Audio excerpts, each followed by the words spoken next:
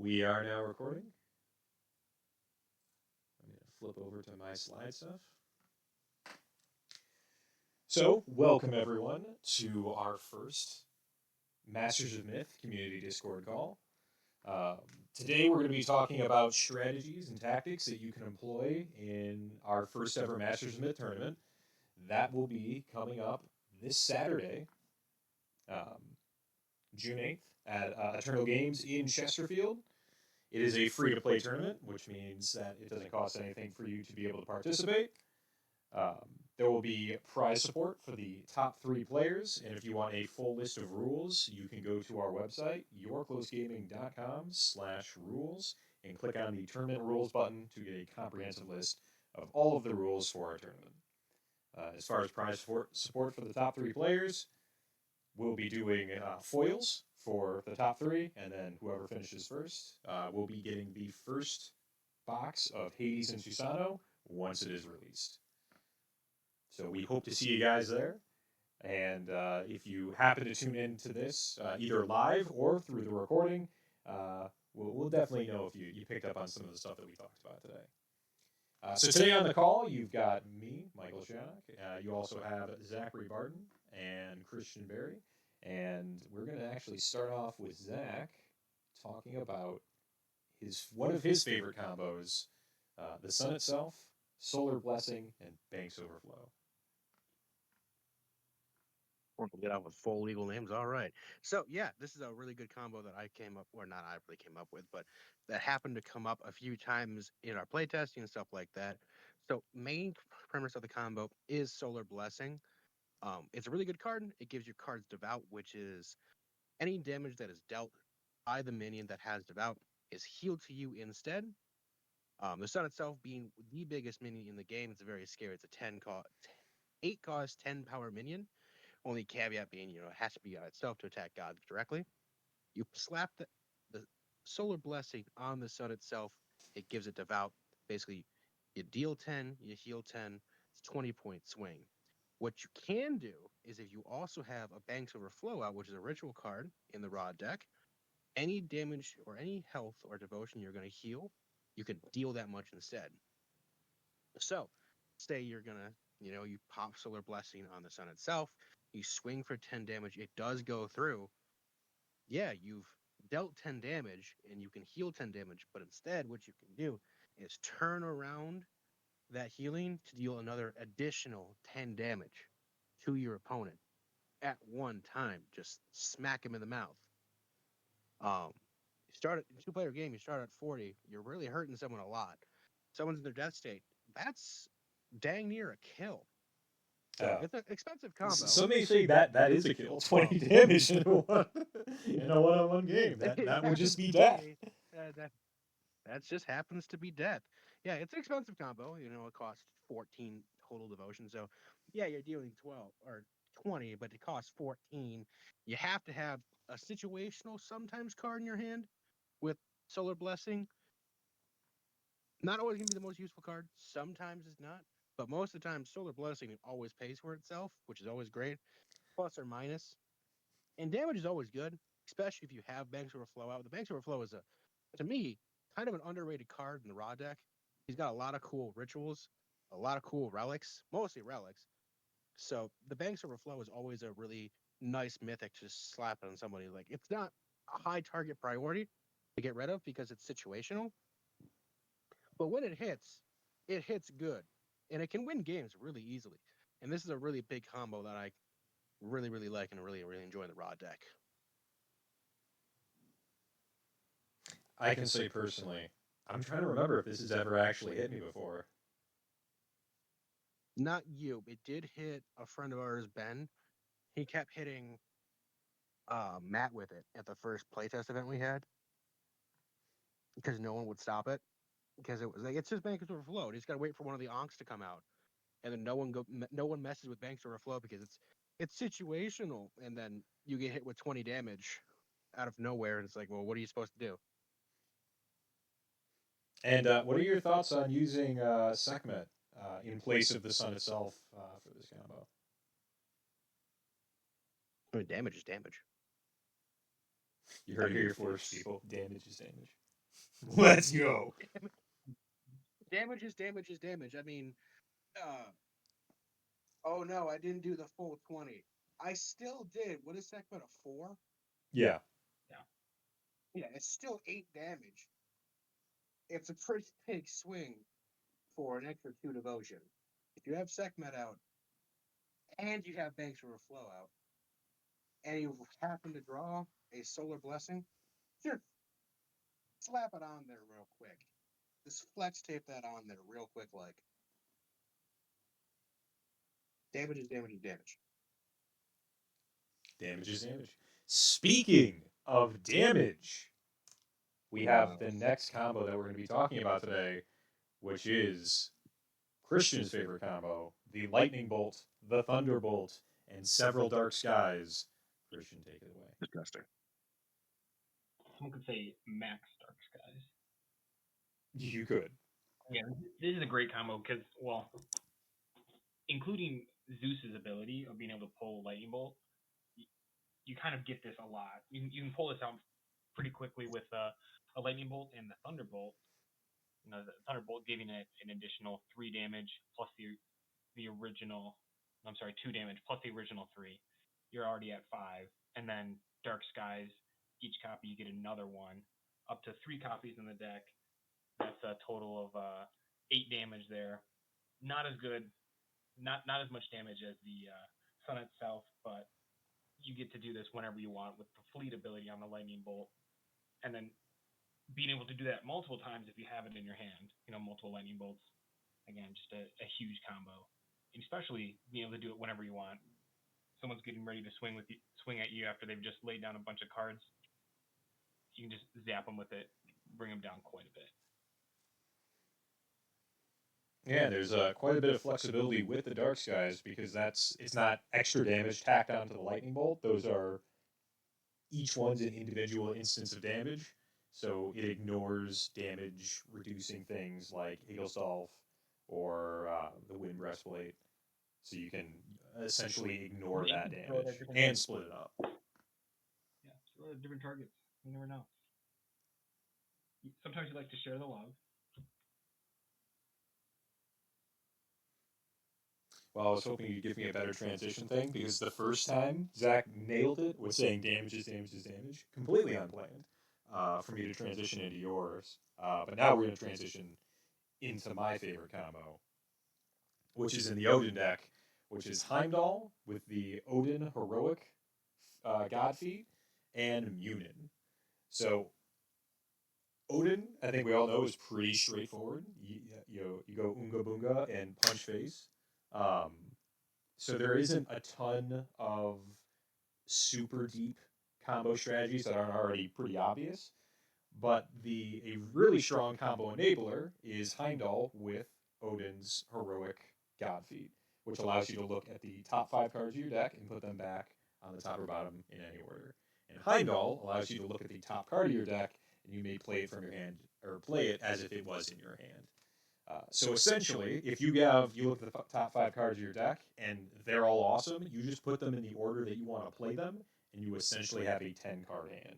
But even if there's cards that you don't want, throwing them to the bottom, having Heimdall there to be able to still peep a 6-card it's great. Because it gives you a lot of flexibility with setting up what cards you want to play, which in and of itself makes him a pretty big threat. If he can enable some very powerful offensive combos on your turn, like being able to get out extra Valhallas, being able to get out War Banners or War Cries, or even getting out like something like Gungnir, can really tip the balance and give you an incredibly powerful offensive turn. And then on top of that, if you really just needed one card, you can combo Heimdall with Munin. You just go into your deck, grab the card you want, put it on top, and then what do you know? It's almost as if it was in your hand. And Munin only costs 1. Well, there's a reason, Michael, that stacking the deck is cheating in any game, and it's legal in Odin. Oh, it's not cheating. The card says you can do it. Yeah, so it's not cheating. It's totally but legal. Any other game, cheating. He gives you a ton of flexibility. And then additionally, he's because Heimdall. I mean, normally people run him as a 4 power. He's just he's a 4 power guard. That's already strong as it is.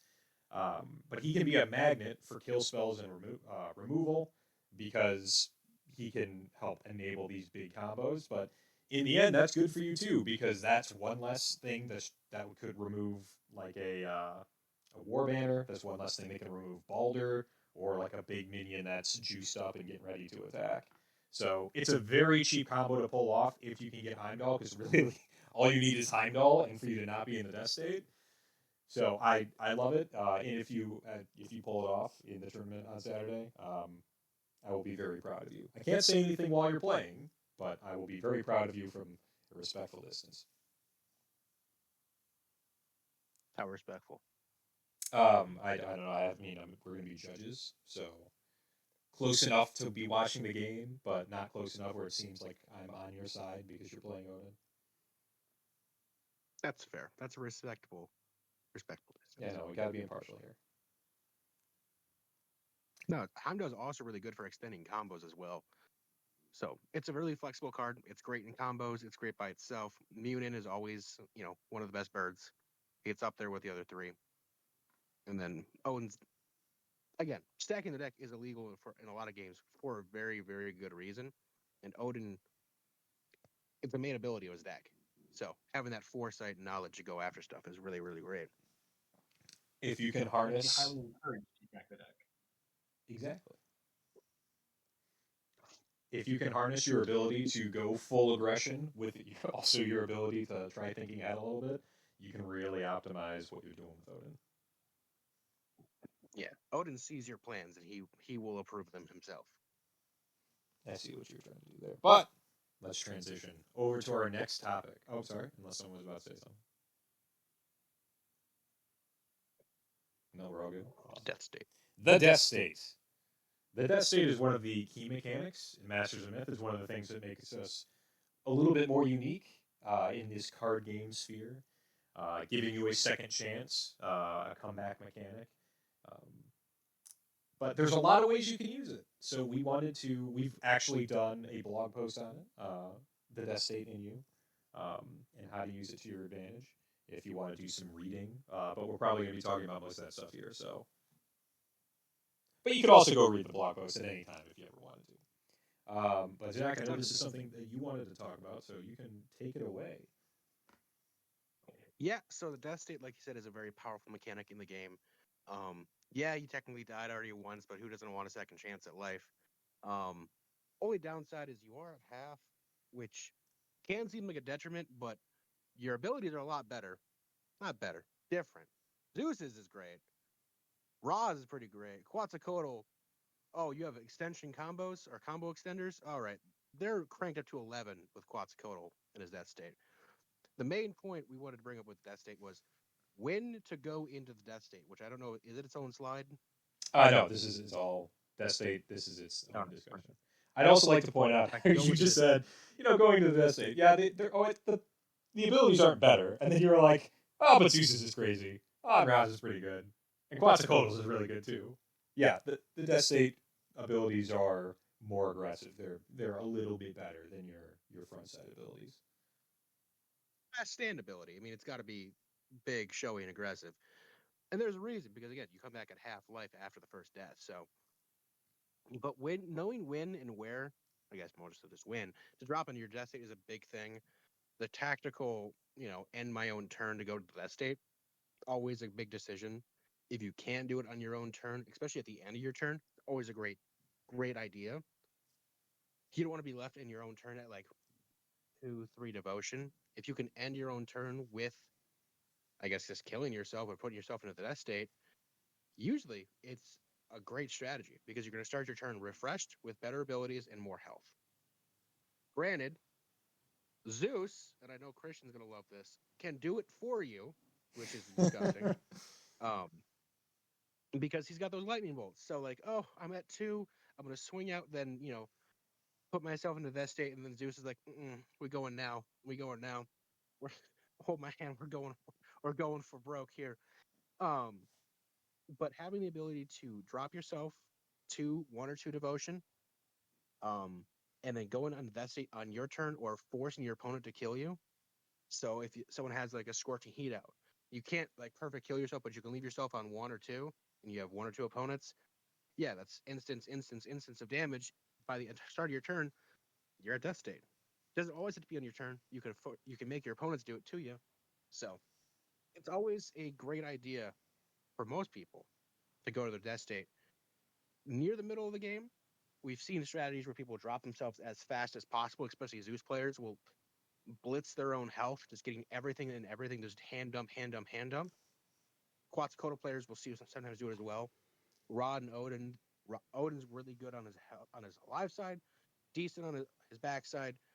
Both play really well together, but especially Zeus and Quetzalcoatl, it's not a race to the death state with them because again you don't have a lot of options for coming back after that. You still have to take your opponent down, but knowing when and where to go into your death state is a major part of the game.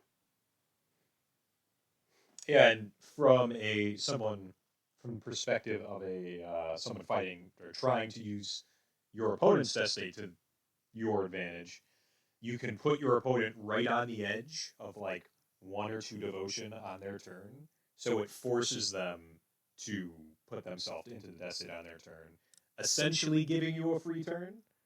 Or if you're an absolute monster, you can pull off where you deal the final damage that would put them into the death state at the start of their turn. Ra and Ra players, I'm looking at you with using Scorching Heat and with Dark Ankh, mainly Scorching Heat to knock people into the death state. I guess Zeus can technically do it as well because he's got direct damage, and put you into the death state at the start of your turn, completely making you lose your turn. So it is a strategy for the other 2 gods as well to put your opponent into the position where they have very little devotion to play with. And very rarely is it a good idea to intentionally knock your opponent into the death state if you're also in a bad position, because you're going to be giving them on their turn a entirely refreshed devotion pool. And if they still have a strong board position, you could just get your fade ran right back. Unless, I'll put a caveat to that. If you're both in a bad position and your opponent's going to kill you with like damage over time or a start turn effect, you can drop yourself to the 1 or 2 and let them have the fresh turn so they waste their first fresh turn. Yeah, that's a fair point. But kind of like a counter death state. So really weird.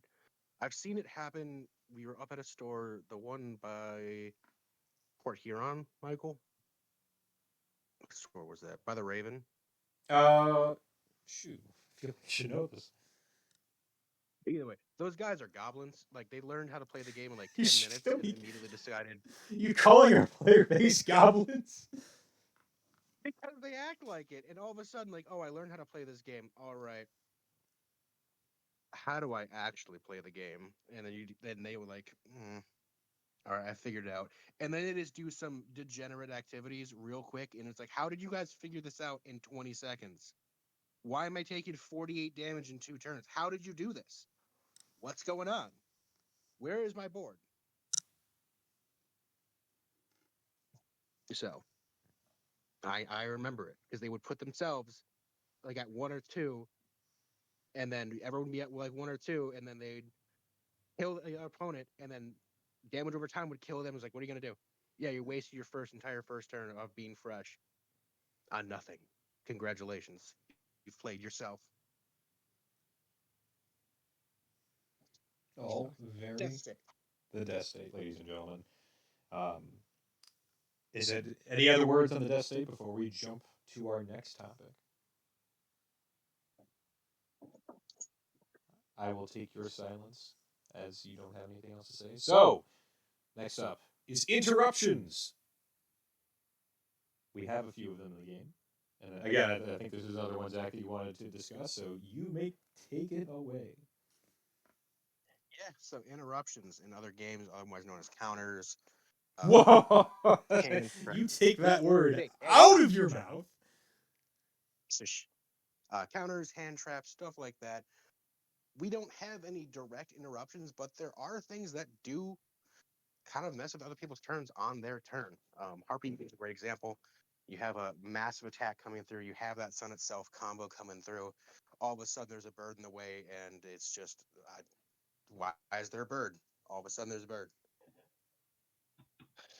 Clear Skies is a great one. He just dove in front of you and be like, hey, I'm gonna catch this real quick. Just daps up the sun real quick and vaporizes into the sunset. You know how that goes. Fleet spells are, of course, going to be known for this. They're quick. They're usually lower cost. They can be played at any time. Destruction is an interruption. Even if the interruption is not immediate, if I destroy a Scorching Heat and you had that set up to kill me on my turn, guess what? That plan got interrupted. Interruptions don't have to be instant. They can have long-term effects. Yeah, the Harpy Eagle is a great instant interruption, and so is Glaring Beam, but Clear Skies isn't. But that's still an interruption because, yeah, you were saving those lightning bolts to go after somebody else, but now you don't have them. Now you don't have those Harpy Eagles. Now you don't have those War Cries. It's off destruction is still destruction or interruption. So destroying or messing with your opponent's board state is always going to be great, especially if you can knock down combos they had set up. We talked about targeting earlier. Target what you can see makes combos to interrupt them. It might not be instant, but it will pay off later. So interruptions are always going to be a thing in games, and ours is no exception. And of course, one of my favorite, Lightning Bolt. You know, to interrupt and destroy someone's entire turn. If they've laid down their hand, interrupt them, bring their life total to 0, their turn immediately ends. That's state on their next turn. I would have put. Remember how we just talked about goblin activities? Yeah, that is goblin behavior. I just want to make it very clear to the audience. If you lay down like 20 plus points, and you're down to within 5, and there's a Thunderbolt on the field, you better be praying. I have a second option.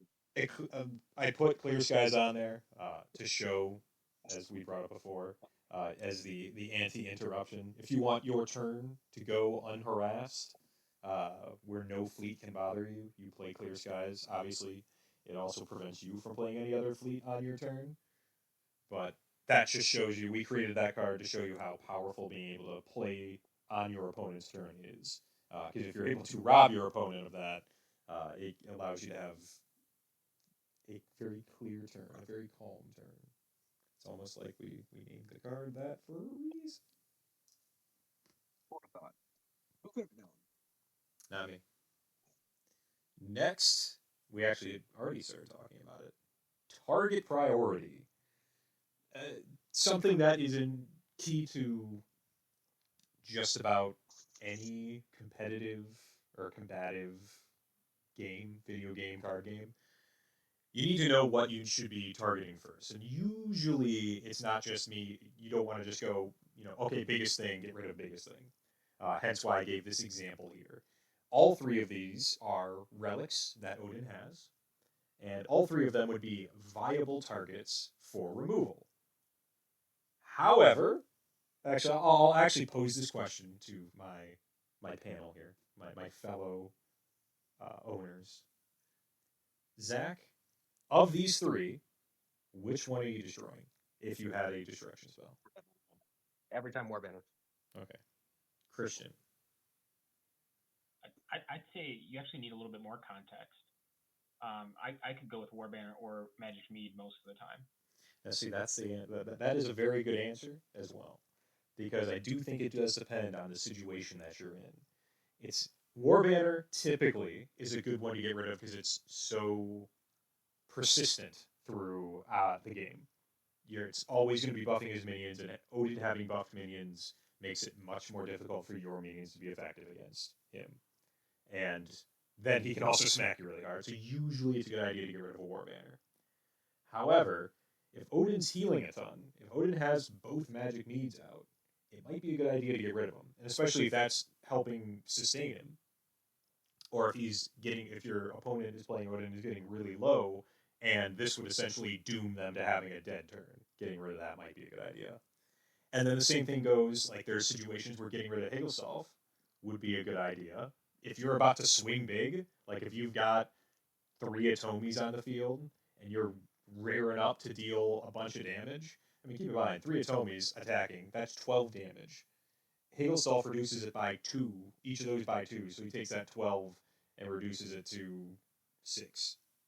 So if you had the ability to remove that, it'd be a pretty good idea. Or else you're halving the amount of damage that you're going to be able to deal. So the concept behind target priority is it's not always as simple as it seems, and you really need to analyze what your opponent's board state is, what your plan is, or what your plan on your turn is going to be, and what is going to be the biggest threat to you right now, and getting rid of that. Also keeping in mind like what cards they've already gotten rid of. If you saw them discard a war banner and they only have 1 war banner left on the field, get rid of it, because then he's done. No more war banners. But I'll also open it back up to you guys for what your thoughts on target priority are. Yeah, I think the Magic Mead's normally a good one too, because he doesn't have a lot of healing. There's not a lot of healing in his deck. Getting rid of that ability to be able to heal is a huge thing, but if you've got a huge board state with a bunch of minions, war banners can be up there. Like, if you can't get through the minions to hurt them, it doesn't really matter. So, but if you also have a bunch of little minions that aren't going to do much damage, with Heimstall being out there, you're not going to be able to do much damage. So you got to get rid of that too. What I'm thinking on that one is like Quetzalcoatl with a bunch of little minions. If your max damage that you're going to be doing is 3 and then it gets reduced down to 1, you're going to need a lot of minions to be able to get through that one. Yeah, that's fair. In the example I gave with the Atomies, that hurts. Or even if you just have like 3 power minions, like having that go from 3 to 1 hurts. But if you're hitting them with, a 2 power minion and it's not going to deal that much damage anyway, or a 1 power, it might not be as big of a priority to get rid of.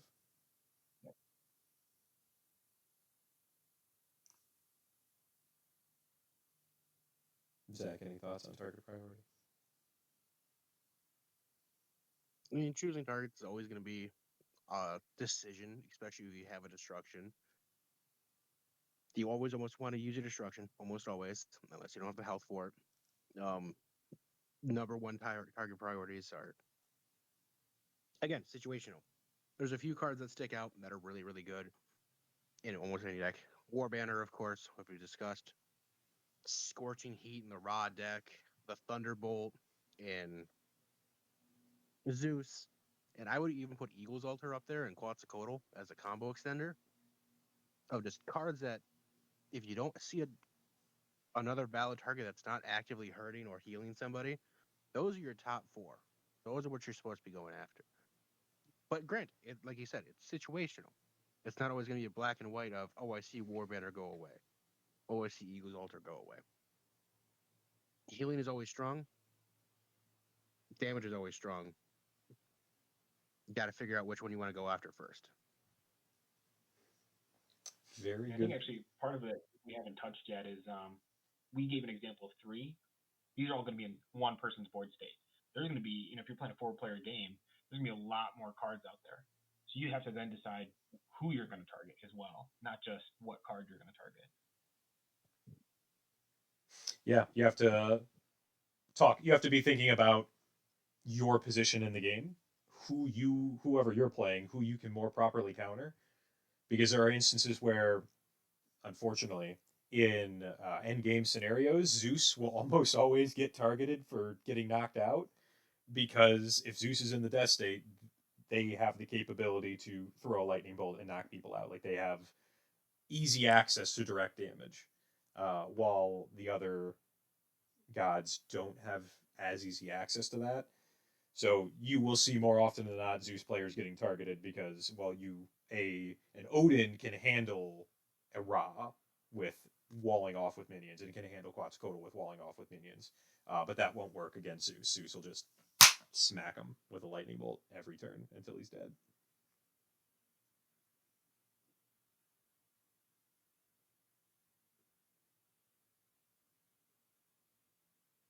Anything else on target priority?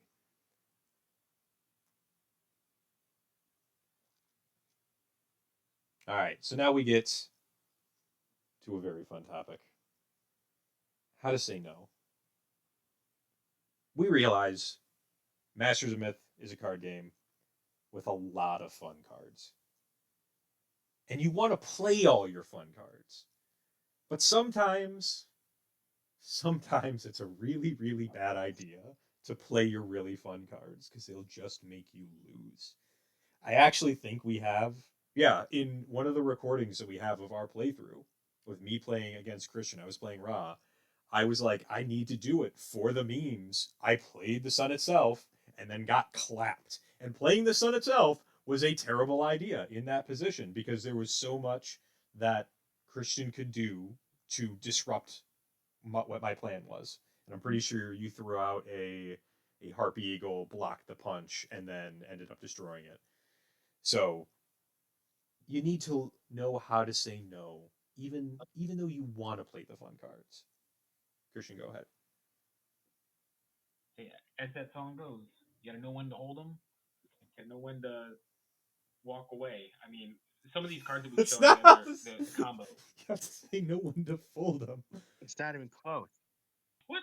The song, the Have way you the song never goes, heard the song? you got to know when to hold them, Yeah. know when to fold them, Well, I didn't know say the when whole to thing. walk away. You skipped a line. I skipped a lot there. Yeah. Oh. Continue. I'm sorry. See, exactly. You have to know when to say no to some of the words that you're gonna say. Why use But more words? But some of the combos that we've shown, they're expensive. They're expensive combos. You know, you're just talking about the Sun itself. That's a big one. That is a huge card to have to play out there. Some of the other ones like Thunderbolt. Some of these cards are really expensive. Once you get into the late game, you might not want to spend it, even if you think you're going to be able to get the benefit out of it. You got to play it against what the opponents are doing and how they're going to shake out as well. Because if you spend a ton of money or spend a ton of devotion on these, then it's not going to work out for you in the end. One of the big ones too is dumping your whole hand first turn. Now, if you dump your hand first turn, second turn, third turn, and then there's a board wipe, you're probably already in the death state, and then you got nothing to show for it. So you got to pace yourself. Some decks are more aggressive than others, but you got to make sure that you're getting your worth out of the cards, and that your board state isn't a huge priority, as we kind of talked about before. Your priorities, if you have more cards on the field, more people are going to want to look at your board to see what they can destroy. A really good example of this is during the end game. If you're around people that are playing with people that come from like battling card game backgrounds, the game starts, it's loud, people are having fun, it's jokes, it's all that. The second more than one person's in the death state, it gets a lot quieter because people are thinking of when and where to play stuff. So if you just listen, it's one of those things. It's not in the game itself, but if you listen to people playing Masters of Myth, beginning really loud, at the end it's everyone's thinking really really hard of how to turn the game in their favor. So it's always a balancing act of, yeah, it'd be cool, it would help, but would it help right now? And some things are long-term investments, kind of like Scorching Heat. You're probably going to get your worth out of it, but if someone targets that immediately, it might not be worth the cost. And playing Scorching Heat, you'll get heat on you. People will be, the second you put that down, you make yourself public enemy number one. So you Really better bad. have some ass to back it up. And they might not just go after just Scorching Heat at that point too. Well, yeah, that's why I say they would be like, well, he played Scorching Heat, and then they start smacking you. They're going to hit you with the big destruction of, if I destroy you, I don't need to waste a destruction spell on it. Which is, again, a strategy. So you start to get end game, and you don't have those spells anymore. You're running out of destruction stuff, and then someone plays some big things down. You just got to destroy them. The person. Yeah. And also the card. Yeah, the person, yeah. Anything else on saying no? All right, I will Say no to drugs. I will transition over to our next topic. And guys, commitment, it's scary. You know, it's sometimes when you're really invested in something and you put a lot of resources into it, it can be scary to commit to that big attack. Um, and sometimes you need to learn when to commit, um, especially when you can push your advantage. And a lot of stuff in Masters of Myth is if you can get a really solid tempo lead on your opponent, it can be almost impossible, even if they disrupt you and remove your board, when like for them to be able to come back. So in this instance, if you're able to on turn two have four Atomis attack, you know you got to go for it, because if you're able to get that off and deal that much damage to your opponent, it's going to be really really hard for them to be able to drag that back. Um, but that has a lot to do with uh, making decisions in combat, when to remove your opponent's minions, when to just go for face, because not all, sometimes it's worth killing a minion or attacking a minion even when it doesn't have guard. Like again, you can always unga bunga and hit face. That's not technically a bad choice, but if you got like a Dionysus sitting on the field, an Aphrodite, a Basset, well, a Khepri you have to knock out. Um, I think maybe a Hercules. And Enyo, you kill Enyo. I mean, if you have the ability to attack and destroy an Enyo, you take out an Enyo. Atomis for an Enyo, 100% good trade. But I'll open it up to you guys as well about why committing to big attacks is scary, and how to do your combat step, your attack step.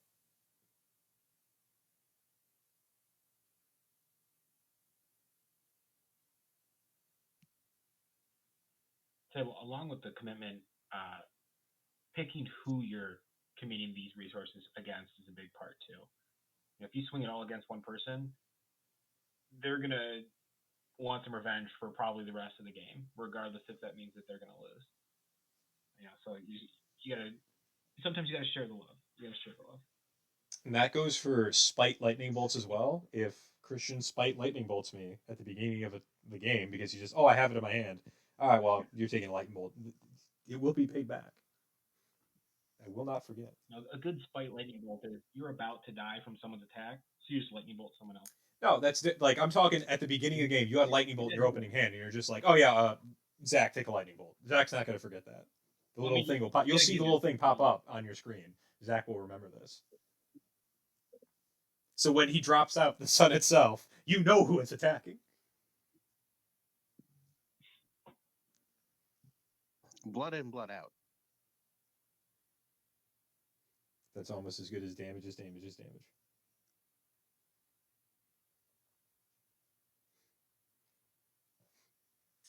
All right. Well, we've talked a little bit about combat. We've talked about target priority, but there's also another aspect to Masters of Myth, which is baiting out or gambiting cards. And I know baiting out cards was something that you wanted to talk about, Christian, so fire away. Yeah, there's a lot of ways to get someone to either play the card that you think they have in their hand, or to just get them to do something. Just looking at the cards that we have here, being able to return a minion back to their hand. Someone plays the sun itself, and they just whip it back to their hand. They just spent a lot of devotion to play that card on the field. And if they want to play it again, they can. It's just going to cost them again. Or you Glaring Beam, another big target. Sending those cards back to their hand or destroying them entirely, that's a big deal. We're also talking about destroying rituals and relics. There's some good ones in here. If you Quiet Witch, a good sacrificial outlet for Quetzalcoatl, you might be able to stop their whole chain from occurring. Some of these cards, they have fleets as well, so you could probably do that in somebody else's turn. With a Glaring Beam, they're trying to sacrifice something. in order to get their chain started, and you just destroy the first minion to begin with, they just lost a lot of their turn. And then there's also gambiting that occurs in combat. You might choose to attack with small minions or big minions first because you attack one at a time. So if you're trying to get them to pull something out for like Odin trying to use some of his runes, you never know what's in their hand. Maybe you're trying to pull out a Zeus lightning bolt too because you don't know when that's going to hit you. So when it comes to gambiting cards and playing stuff out in order to get your opponent, it's a version of baiting. In order to get your opponent to play a specific card or to check to see if they have a certain card in their hand, you're essentially playing in mind that they may have this in their hand. So speaking from an Odin player perspective, throwing Valhalla on a minion is making that a glaring target to get removed. So attacking with that, either using that as holding back. So there's two ways of doing this. You can either hold that one back and attack with all your other stuff to try to get your opponent to play a fleet removal spell if they have it. Or you can attack with it first because you know that if they have it, they're going to use it immediately. And if they don't, you're fine. Anyway. So there's two school of thoughts. Obviously, you're paying 2 devotion for that, but most of these cost 3. So in the end, you're still getting a little bit of extra value out of it. It's not too bad to try getting a positional advantage because if they have that, I mean, statistically speaking, it's unlikely that they have 2, but it can still happen. Especially if you're going against Quetzalcoatl, they might whipping wind your whatever you Valhalla'd, and then you go to do another attack, and then a harpy flies in front of one of your attacks, and you clutch your face in frustration because you got clowned on. Sometimes that happens. But another part of gambiting out cards kind of goes into what I was talking about with Heimdall. Heimdall is a really good target if you start using him effectively to get your opponent to use a removal spell on something that isn't as valuable. Because there's a lot of stuff in Odin that you want to blow up. So, Ra's only got 2 glaring beams. If he uses one of them on Heimdall, that means that last one, it's got to be used for Balder if it comes out. Or he's going to use it on a minion with buff power because he's only got 2 of those things, I believe. I could be wrong, but I'm pretty sure he's only got 2. And that also goes with paying attention to what cards your opponents have discarded, paying attention to what they've played already. You can use certain cards to try to get your opponent to remove something that's not as efficient, or intentionally playing something to get it removed.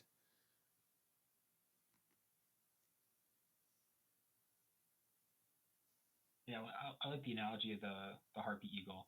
I think like playing as a Zeus player, putting out an Enyo and a Heracles, trying to attack with both of them. You might choose to attack with the Heracles, even if that's just a slightly smaller attack, trying to bait out that Harpy Eagle to kill the Harpy Eagle as well as get the additional point for it. Because if you attack with the Enyo first, he'll destroy the Harpy Eagle, but you won't do as much damage to the player. Yeah, it's a very good example.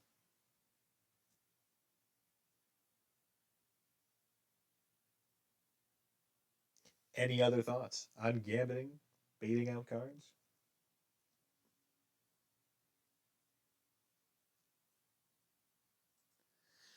Then we can move on to our final topic of the day, scoring points. This is very relevant to the fact that we have a tournament coming up this Saturday. By the way, it is first ever Master Myth tournament is this Saturday at Eternal Games, starting at 2 p.m. Keep in mind, it is a free-to-play tournament. But we want to talk a little bit about scoring points. And Christian, I know this is another thing you wanted to talk about because your mindset changes a little bit from how you play in a normal game to when you're in a tournament setting because for trying to maximize the amount of points you're getting. Yeah, this is mostly due to how you get points. So I think talking about how you get points is important. For winning in the pods for a tournament, getting first place in that round, you get 3 points. Second place is 1 point. Third and fourth are 1 point each. Um, Eliminating an opponent is 1 point. So because eliminating an opponent is a point, you might try to finish someone off versus trying to spread some damage out and get people to all become lower. So that you might want to focus down on that one person that's a little lower versus trying to bring someone else that's closer. Um, in a non-tournament setting, you might just try to get the person who's at a higher health devotion to try to get them down because they'll be more of a threat to you right now. But if you eliminate the person who's lower, you'll get a point, and it'll get you that much closer as well to getting 3 points for winning that round.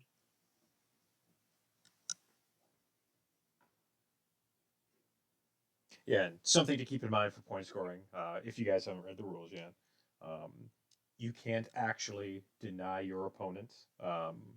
If someone were to be getting ready to hit you with something that would be lethal, and then you decide, no, I'm going out on my own terms, and you play a lightning bolt so that you die, um, that it'll still get resolved as normal, but you won't score a point for removing yourself, and whoever was about to take you out is going to get the point anyway. You can't pour form and stop someone from getting points, because we know some of you goblins would do that. Goblin's the best term. It is a really good term. I don't even know. I don't remember. It was long ago when that entered my vocabulary of calling people goblins, but it's a very good term. Very good way to describe certain types of behavior as goblin behavior. In or adjacent to goblin-like behavior. Yes.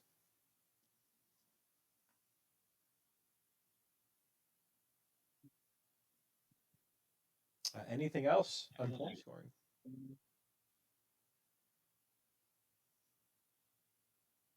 Okay, I think that's everything. So as a final reminder, we've got our first ever Masters of Myth tournament happening at Eternal Games in Chesterfield, June 8th, starting at 2 p.m. That is this Saturday. It is a free-to-play tournament, and we will have prize support. Have I brought it up several times during this this Discord call? Yes. Just want to make sure you guys are aware of it. Any final thoughts before we send it off for today? What day is the tournament? It is June 8th, starting at 2 p.m. at Eternal Games in Chesterfield. Chesterfield, not the Warren location, just so you guys know. Yeah, it's on screen. I may have gone to the Warren location more than once by accident. Don't worry about it. Chesterfield, Michigan. I got confused the first time I saw it because when we said that we were in Eternal Games, I was confused because I saw there was an Eternal Games in Warren and thought that was it, and I did not know that there was a differentiation between that one and the Chesterfield location. It happens, but we're at Chesterfield. If you have copies of the games, bring them because you'll want to use them. If you don't have one yet, you can get one at the store, or we'll have some available for people to use in the tournament. Yeah, there is no barrier to entry here. It is a free tournament. If you do not have a deck, it will be provided for you. Most likely sweet.